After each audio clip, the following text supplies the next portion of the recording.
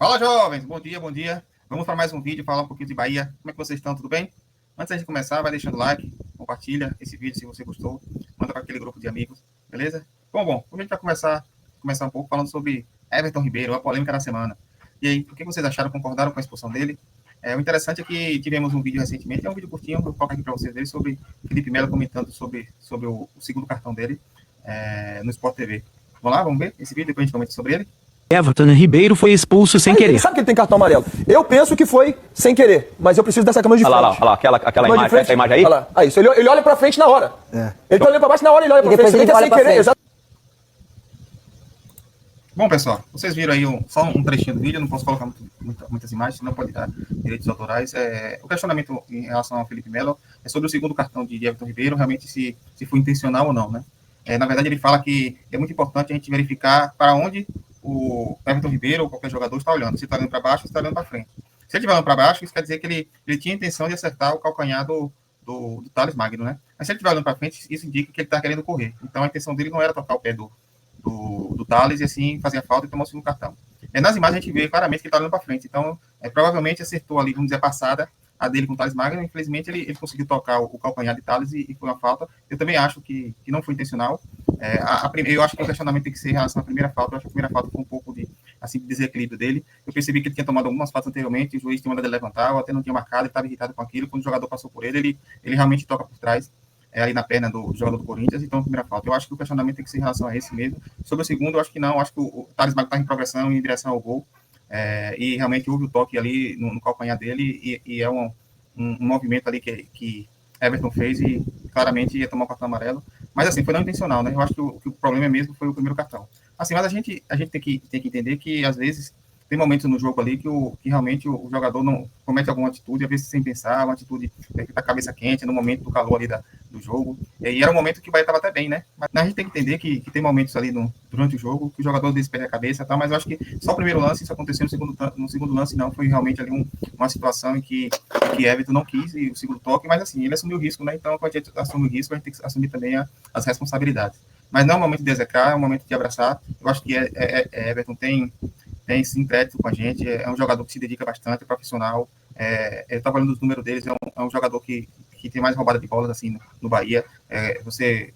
Analisando 2023, 2024, 2025, então é um jogador que é dedicado, é um jogador que não falta treino, é um jogador que é de grupo. Então, não é um momento de execrar, é um momento de abraçar. Ele fez até um post ontem no Instagram, pedindo desculpa, né, porque ele entendeu que o ato dele prejudicou a equipe no segundo tempo, ficou basicamente 45 minutos, 40 minutos, vamos dizer, o time jogando com o jogador a menos, então isso realmente prejudicou. Mas que bom que ele entendeu que esse ato pode prejudicar a equipe dele, né, e ele entendeu que isso pode acontecer também no Campeonato Baiano. Vocês lembram, ele poderia ter sido expulso do Campeonato Baiano, poderia ter prejudicado também o Bahia. Então, entender que jogar com um jogador a menos, principalmente na Libertadores, é muito difícil. Então, se no Baiano já seria difícil, no Campeonato Brasileiro aumenta ainda a dificuldade e na Libertadores é pior ainda. Então, tem que ter tranquilidade, tem que ter calma. É importante que ele entendeu o que aconteceu. Espero que nas próximas partidas ele esteja mais tranquilo para evitar esse tipo de situação. Outro questionamento também importante, que eu vi muito nas redes sociais e também lá no Sport TV, foi a questão vamos dizer assim, da reclamação ou da orientação que CN fez ali depois do jogo com o Eric. E houve um debate. E eu vou mostrar o vídeo aqui para vocês sobre isso e depois a gente discute um pouquinho, beleza? Essa cena desalga vocês, causa um incômodo, por exemplo, vocês se sentiriam expostos, tipo, quase como num Big Brother, com o técnico ali pagando uma bronca para você, pro Brasil inteiro ver? Rizek, eu ficaria incomodado. Mas assim, a gente não sabe como é a relação do Rogério Ceni com esse elenco, porque às vezes ele desenvolveu dentro do vestiário um relacionamento, uma liberdade, uma intimidade com o jogador que lhe permite fazer ter esse tipo de atitude, que é o que eu acredito, tá? Eu acredito que ele desenvolveu dentro do vestiário, no dia a dia ali, uma parceria, uma amizade com os jogadores que dê a ele essa liberdade de fazer isso.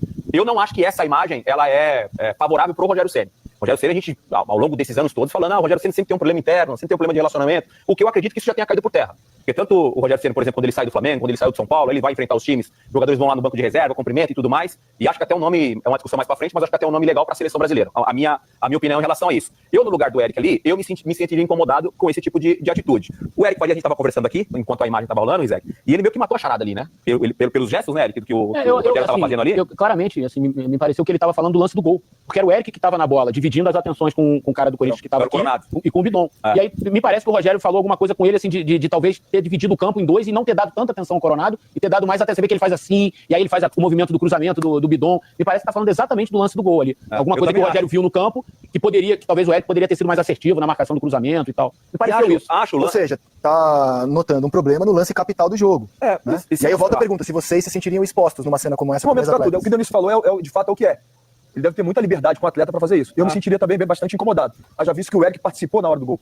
O Eric chega um pouco atrasado, né, e o Bahia tá com um jogador a menos. É bom frisar isso, o Bahia tá com um jogador a menos. Seria muito mais fácil, na imagem, o próprio lateral sair para tirar o cruzamento do que propriamente o Eric tava dividindo. Então não deu tempo dele chegar. Bom, vocês ouviram aí um pouco da discussão em relação a esse fato. Eu acho assim que não é nada demais, pelo menos eu vendo de fora assim, eu acho que não é nada demais, é normal, o jogador da instrução. Eu estava assistindo até outro vídeo que estava mostrando que Guardiola realmente já faz isso, Klopp também já aconteceu isso, o próprio Jorge Jesus também já fez isso. Então, isso é situação que acontece com vários técnicos. No entanto, mas eu entendo que Rogério Ceni tem um pouco a imagem dele manchada, né, em relação à passagem dele com o Cruzeiro, e também com o Flamengo, questão de relacionamento interno. Então, eu acharia interessante, até uma dica para Rogério Ceni, eu sei que ele não vai assistir esse vídeo, mas eu tenho que dar, é que ele evitasse isso, né? Porque vai chegar um momento que ele pode ter algum atrito com algum jogador e vão jogar na cara dele essa imagem. Vão dizer, lembra daquela vez que ele orientou, brigou, ou se irritou com o jogador na beira do campo? Você lembra disso? Então, vão jogar na cara dele essa situação. Isso é uma imagem que não é interessante. Espera, aguarda um momento, espera o vestiário e dá aquela orientação. Então, chama no pé do ouvido do jogador e fala, faça desse jeito, assim você está errado. Ele já se explicou em relação a isso. Eu entendi o que ele falou, mas às vezes pode ter um jogador que não entenda, né? O jogador ali no calor do momento, ele não percebeu, não ligou, vamos dizer, mas depois que houve uma grande repercussão assim, ele pode se situar, pode se sentir mal, tem jogadores realmente que não vai ligar, não vai estar nem aí, até pelo relacionamento que ele tem com o treinador, mas tem outros que podem se sentir ofendido, não é? Você pode chamar uma pessoa de uma coisa, ela não dizer nada, você pode chamar outra se irritar, querer até brigar com você. Então, eu acharia interessante o Rogério tentar evitar, até pela fama dele. Eu acho que o relacionamento dele, pelas informações que a gente tem, é muito boa, aqui no Bahia, né? Mas ele poderia evitar esse tipo de situação. Já teve aquela situação que aconteceu com o Vitor Hugo não gostou da situação, houve toda aquele atrito, depois daquilo ele não jogou mais no Bahia, jogou algumas vezes, mas não foi bem assim, mas foi claro que ele não teve a oportunidade que ele merecia, então acho também por causa desse fato, e a gente também não pode perder um garoto assim, um garoto brilhante como o Eric, por causa de situação como essa. Eu acho que isso não vai acontecer, mas se fosse eu evitaria esse tipo de situação. Aconteceu uma situação anteontem, se eu não me engano, no jogo do Brasil Sub-17, em que o jogador Juan Pablo fez um certo movimento no campo e foi punido com um cartão amarelo. Eu vou colocar um vídeo para você e a gente vai falar um pouco sobre isso.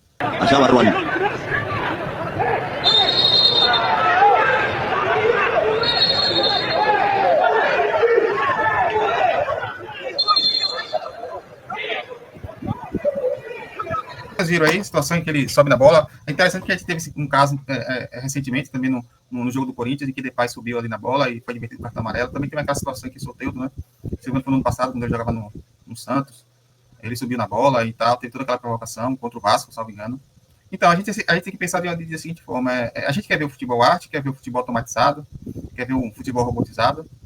Isso tem que ser uma reflexão. Então, acho que determinadas situações tem que ser evitadas, assim, situações de clássico, por exemplo, que os negros estão ali à flor da pele, evitar uma provocação, para evitar que isso gere uma confusão maior, mas tem situações que eu acho que não são desnecessárias, como esse caso aí, um jogo de divisão de base, eu acho que os ânimos não estavam exaltados, ali ele fez um movimento ali que eu acho que é tranquilo, do futebol, eu acho que ele não quis desmerecer nenhum outro jogador, faz parte até da índole dele, é um jogador que gosta de driblar, não é um jogador que fez aquilo só para provocar. Então, acho que isso fica para reflexão, eu acho que a gente está matando cada vez mais. Hoje o jogador não pode comemorar com a torcida, que tem uma carta amarela, não pode comemorar um gol, às vezes o estádio só tem torcida única, você comemora um gol, só tem como ser na frente da torcida adversária, e você é punido por isso. Então, às vezes a gente está matando o futebol arte, assim, o entretenimento, por detalhes que às vezes a gente não percebe. Isso é interessante, é bom para a gente meditar sobre isso, e espero que melhore. Eu espero que as orientações não sejam tão radicais como está acontecendo. E outro ponto que eu queria tocar com vocês, o penúltimo ponto aqui, só um adendo, que houve uma especulação, não foi uma grande especulação, né? Cadu Santoro foi visto ali no jogo do Corinthians, conversando ali mais de 30 minutos com o Thales Magno, e a gente sabe que o Bahia necessita ali de um ponto esquerda, né? Até para brigar, vamos dizer assim, uma posição com o Puga, que o Puga não tem. Nós tínhamos o Biel, que foi vendido para Portugal, e muito bem vendido. Hoje temos ali o Thiago, que já não tem a posição, mas eu acho que o Thiago ainda não está preparado. Ele precisa, eu acho, de uma rodagem, até ser emprestado para ter mais rodagem. Eu acho que realmente não está preparado hoje, o nível técnico dele para ser um titular no Bahia, até para substituir aqui Puga, infelizmente. Eu achava que ele tinha mais potencial do que ele vem mostrando, mas é um menino novo, eu acho que tem que ter oportunidade sim. mas eu acho que o Bahia precisa buscar, porque o campeonato é longo, é competitivo, temos Libertadores, temos Brasileirão, temos Copa do Brasil, Copa do Nordeste, então eu acho que o Bahia precisa de ali qualificado, precisa buscar ali um ponto esquerda, e pode ser Thales Magno, eu acho interessante sim, um jogador bom, a gente viu agora no jogo contra o Corinthians, um jogador realmente que dá um calor, um jogador muito habilidoso, eu acho que sim, poderia ser uma boa contratação para o Bahia. Espero que Cadu Santoro consiga, né? A gente tendo aqui informação que o contrato dele está se encerrando agora, o contrato de empréstimo, e o Corinthians está tentando renovar o contrato de empréstimo, mas não tem interesse, por enquanto, na compra, né? Eu acho que seria uma movimentação interessante que vai fazer. É um jogador jovem, é um jogador também que pertence ao Grupo City, está no New York City. Então, eu acho interessante, sim, que vai fazer essa contratação. Seria um bom jogador ali para disputar a posição com o público. Outra informação que surgiu recentemente foi em relação ao Cauli, né? Que o Renato Paiva, hoje técnico do Botafogo, teria indicado o Cauli como uma das contratações que ele precisa, né, para reforçar o meio de campo do Botafogo, que perdeu o Eduardo, que perdeu o Almada, então ele está precisando de um jogador meia, e indicou a diretoria do Botafogo esse jogador Cauli, né? O Cauli realmente não vem bem no Bahia desde o ano passado, houve alguns questionamentos, se foi problema psicológico, ou foi pela questão dele receber uma proposta do Palmeiras no passado, e o Bahia não ter liberado, houve questionamento sobre o posicionamento que ele estava jogando, mas assim, é um jogador realmente que não está rendendo. Eu acho que 2023 ali foi um achado. E também eram momentos esporádicos, se você perceber, ele não tinha uma regularidade. Eu acho que o Cauli não é um jogador regular. Em 2023 ele tinha partida muito boa, e depois ficava 3, 4, 5 partidas que sumia. E em 2024, assim, eu acho que ele teve muita oportunidade. O Rogério Ceni deu realmente, colocou ele no campo e disse: o time é seu, mas realmente ele não conseguiu render. Isso foi falado até em entrevista, né? Que hoje o time joga para o Cauli. Quantas vezes o próprio Rogério Ceni falou isso e realmente ele não conseguiu render. Eu achava que poderia ser também por uma questão de posicionamento, mas esse ano, por exemplo, eu vi que o Rogério Ceni vem tentando colocar ele em outras funções, em outras posições, e realmente não está conseguindo render. Eu hoje, se eu fosse diretor do Bahia, eu entenderia que Cauli é sim um jogador vendável. No entanto, eu precisaria ter outro jogador também na mira. Eu acho complicado num campeonato em que é muito longo. São muitos jogos encavalados, quarto domingo, você não tem ali qualificado, e a posição de meia é muito difícil encontrar. Então, eu só venderia Cauli se eu tivesse também já uma indicação de um meia para contratar, um meia até mais novo, quem sabe, para substituí-lo. Então, eu colocaria sim a venda, dependendo do preço, eu faria essa negociação, mas assim, eu já miraria outro meia para colocar no lugar. Eu acho que deixar esse meia vago é complicado, nós não temos outro jogador que tenha assim, as valências que ele tem. Mas vamos aguardar o posicionamento do Bahia. Dizem que o Botafogo entrou em contato, sim, e fez até uma proposta de 2,5 milhões de euros, mas isso não foi divulgado pelo Bahia. Alguns influencers também já falaram que isso é mentira, que não existe contato. Então vamos aguardar. Mas eu sim colocaria, eu acho que Cauli desde 2023 não vem rendendo bem. Eu acho que eles lá sabem o motivo, né? A gente aqui fora às vezes fica meio assim, nebuloso, sem entender o motivo, mas realmente a queda foi uma queda drástica de rendimento dele em campo. Mas eu espero que ele melhore. É um jogador do Bahia e vamos aguardar e ver se ele tem alguma melhora esse ano, mas até o momento não. Até o momento o rendimento dele está muito abaixo. Então, o que vocês acharam? Eu quero que você deixe a opinião aqui no comentário sobre o Cauli, sobre o Thales Magno, sobre o Everton Ribeiro, beleza? Muito obrigado mais uma vez e boa Bahia.